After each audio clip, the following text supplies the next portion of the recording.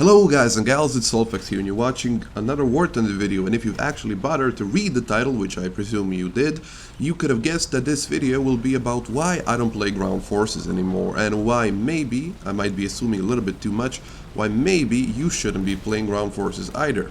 Now, to give some context to this video, I've been playing War Thunder for almost 1.5 years now, and in that time I've invested a lot of hours in this game.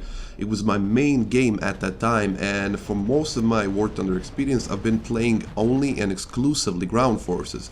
In that time I have reached tier 4 with Germany. I've gotten the Tiger II, the Tiger II-P and the H, both versions, and I've got the Yak Panther and one of the Panthers that is tier 4.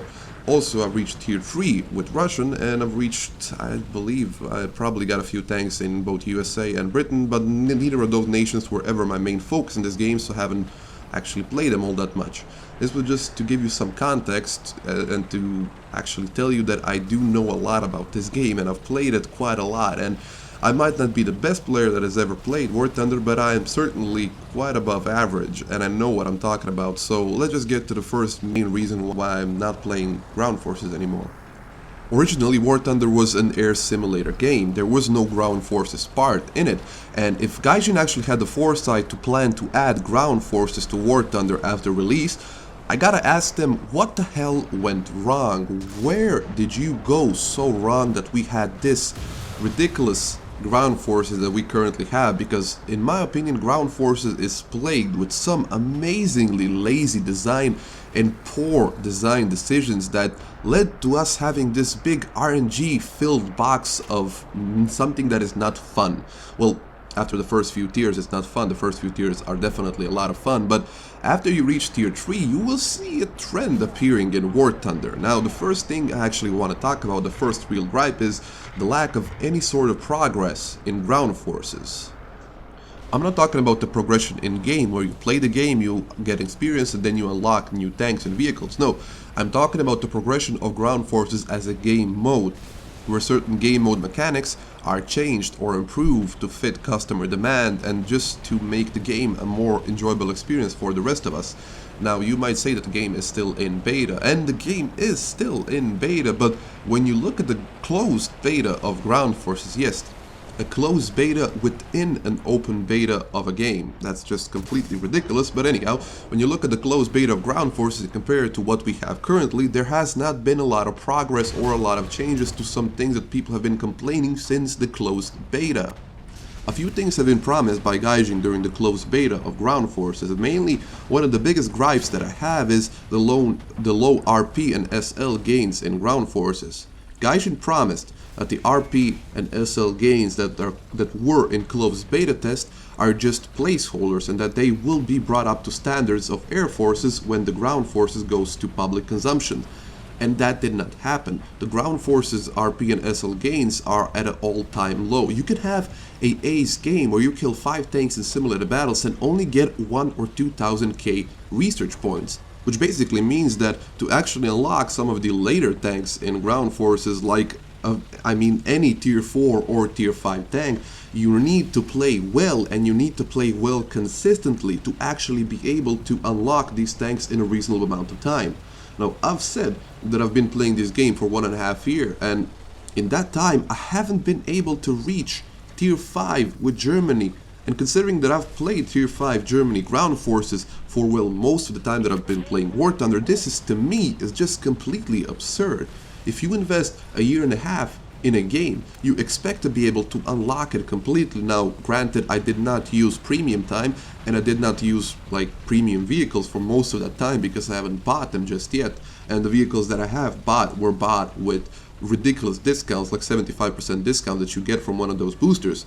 But the point I'm trying to make is that from the closed beta, Gaijin decided that, hey, well, here's the thing that we said we're gonna do. We're not gonna do it because fuck you. That's just what I think Gaijin decided to do. They saw that they could get away with it because nobody noticed it right away, and then just decided to keep it like that. Now, I think one of the reasons Gaijin decided to not increase the RP and SL gains in ground forces is because in their minds there were not enough vehicles in each tree. The US, the British and the Soviet tree at the time of release, there were not enough tanks in each of those trees to actually increase the RP gains, because if they increase the RP gains, the players would be able to get through those trees very quickly. But now things have changed. There are a lot more tanks in all of those three that I've mentioned. There's of course the Brits that have a whole new tech tree of British tanks, and still the RP gains in ground forces are so low that it's just not even worth playing it, and also that discounts to SL gains. Some vehicles, like tier 4 vehicles, if you don't do well in those tier 4 vehicles, which is hard in Germany and USA, and of course with Brits, you're not going to be able to earn enough SLs to actually break even and not lose silver lions in those battles. That is just one of the examples of the lazy game design that I was talking about, but that is just a minor gripe, like I mentioned earlier. That's not such a big deal. Now, one of the biggest deals that I have with ground forces is how the spawning system works in both realistic and simulator battles. I will not be talking about arcade battles because I don't play arcade battles all that much, but in my mind arcade battles are okay because you get respawns. You can spawn any vehicle that you have in your lineup, whether it's a medium tank, a light tank, a heavy tank, or a tank destroyer. You can spawn any vehicles as long as you have another spawn life, whatever you want to call it. So firstly, the realistic battle spawn system is focused around spawn points. When you start the game, you get a certain amount of spawn points. You get just enough spawn points to spawn the most expensive vehicle spawn point wise in your lineup. So if you have, let's say, a Tiger 1, a Hetzer, and a Panzer 4, you will get just enough spawn points to spawn the Tiger 1 in. Every subsequent vehicle you want to spawn will cost more points added to the original price of the spawn points that was needed to actually spawn the vehicle. It sounds a little bit complicated, but it actually isn't. Every vehicle has a certain amount of spawn points needed to that you need to spend to actually spawn it in realistic battles, and everything you do in realistic battle grants you a certain amount of spawn points. Now, I've said a lot of certain and a lot of amount, and I've never told you the actual amount because there is no chart, there is no list. Nobody knows how much each vehicle will cost after you spawn your first vehicle. It's easy to know how much your first vehicle costs, but every subsequent vehicle after that is just a complete mystery. Also, nobody knows, it's actually impossible to find out exactly how much spawn points you get for doing certain things in War Thunder, as in killing other tanks, getting yourself killed, or capturing actual spawn points. And one of the things that was noticed by players in ground force realistic battles is that you get a lot more spawn points by actually bouncing shots from opponents than killing the said opponents, and you get more spawn points by killing opponents with more than one shot. Now, to me, that is completely counterintuitive and completely stupid, because firstly, you don't tell us how many spawn points we're gonna need for the next vehicle that we want to spawn in, and then again, you don't tell us how many spawn points we get after we do certain stuff. It's just a complete freaking mess that is so easily exploitable by players playing like me in the SMK, spawn in SMK and just take 20 shots in the course of a match and be able to spawn 10 vehicles after that, or players playing in the KV-1Bs and stuff like that, where you just can take all the shots in the world and then you're able to actually spawn vehicle after vehicle after vehicle. Another thing that I really despise is who decided that a heavy tank will cost more than a medium tank, because to me that's completely stupid. Let's take this just for an example. So Tiger 1 is a heavy tank. Is a Tiger 1 better than a Panzer 4 that is a medium tank? Yes, it is. But is one Tiger 1 better than two Panzer 4s? Now that's the biggest question that we currently need to pose. If you look at it from the other side, from the Russian side, because I will mostly be talking about the Russians and the Germans in this video because they are the two main forces that I know most about. On the other side, is one IS-1 better than two T-34-85s? It definitely is not. It most definitely is not. Two T-34-85s are better than two Tiger 1s. That's just something that you need to think about. I might be exaggerating a little bit with that comparison of the two Tigers and the two T-34-85s, but the way Gaijin looks at this game in black and white as a developer is made even more apparent in similar battles where literally one heavy tank is worth two medium tanks, while in reality not all tanks are made equal, whether they're medium, heavy, or tank destroyers, or light tanks, and some tanks are just better than other tanks. In this example, a T-34-85 or just a T-34-76 is better than a Panzer IV. That's just the end of it. You cannot argue against that. That is the fact.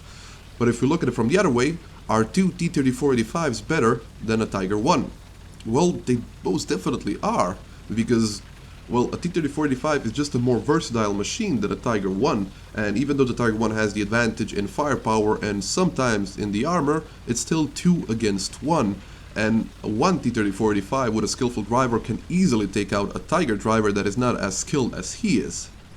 Following up on this, some time ago Gaijin decided to replace the standard normal simulated battle queue for a fixed lineup of vehicles that can be played on any each day, and then remove the standard simulated battle queue to concentrate the simulated battle population into one big queue.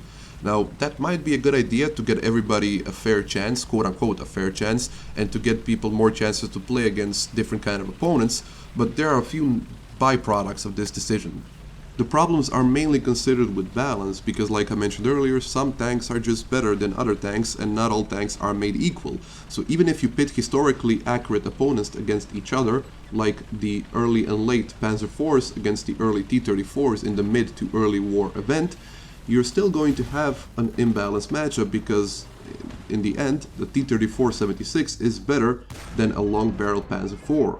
Now, a few other problems emerged because of the fact that these lineups are so strict. There are a few vehicles that are missing from these lineups, like the Panzer IIH, the Tiger IIH missing in the late war lineup, and of course the fact that some people just don't have the vehicles required to play on certain days. They either don't have them unlocked, or they just do not want to play those vehicles, and even though the variety of the vehicles is pretty large, there's only a few actual matchups that can happen in each day, and it just sometimes you just don't want to play those vehicles, and when you don't want to play those vehicles, you're stuck with either playing realistic battles or just not playing at all, and to me that is completely unacceptable.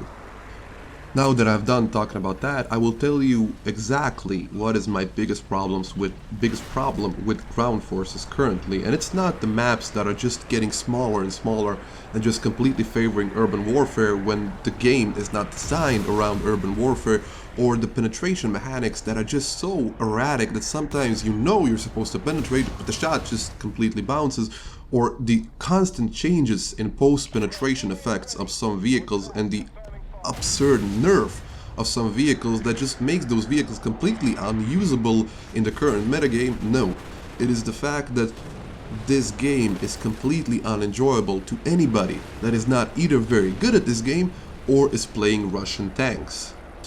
I didn't want to talk about Russian bias in this video, but well, I need to talk about Russian bias because Russian bias is a part of the problem, and before I start, Russian bias is a thing. Russian bias is real, it exists.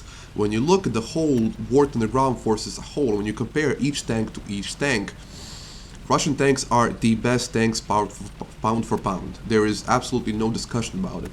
A T-34 will always beat a Panzer IV, will always beat a Sherman, it will always beat a Cromwell. It will always beat everything. There is no discussion about it. Russian tanks are the best tanks in War Thunder ground forces. But that is not the biggest problem that I have. I can play around that. You can play around somebody being better than you just by being better than the player that is controlling that tank. But what I can't play around is the broken mechanics when it comes to penetration and when it comes to post-penetration effect. Everything that you do in War Thunder, every time you fire a shot, every time you get shot at, is all determined by a random number generator. Everything is determined by a stupid dice roll. And when you couple that with the fact that one nation has a distinct advantage over every other nation in the game, this game just becomes completely unbearable, because it's not about beating the enemy player, it's about beating the game itself. And when you have to work against the game mechanics that are ingrained in the game itself, it's just completely impossible to have any sort of enjoyment in this game. I can't remember the last time that I played ground forces and just quit the game because I've had enough of playing ground forces and wanted to play air forces. No, every single time that I've played ground forces in the past few months, I've quit because I've gotten annoyed and frustrated by the fact that the game is completely cheating me and forcing me to die because of its broken game mechanics. There is a distinct difference between a game being hard and a game being fair.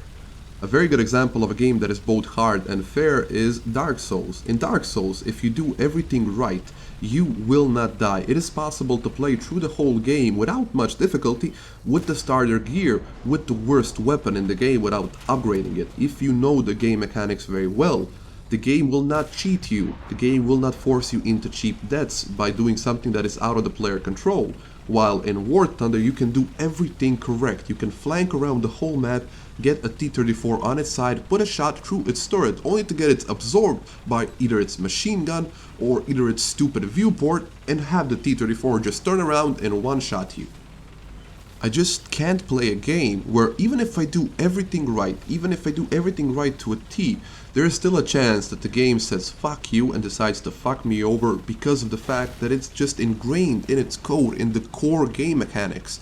And when you couple that with the fact that one nation is better than all the other nations combined, it's just gonna be annoying because the same thing can happen to a Russian tank firing at a T-34, and it has happened, but the thing is, it will be less punishing to a T-34 because a T-34 is in fact a better tank than a Panzer IV, and that is exactly why I don't play this game, ground forces that is, anymore. I just can't deal with the fact that I get frustrated by this game because something has happened out of my control and I've been punished for absolutely nothing while I've done everything completely correctly.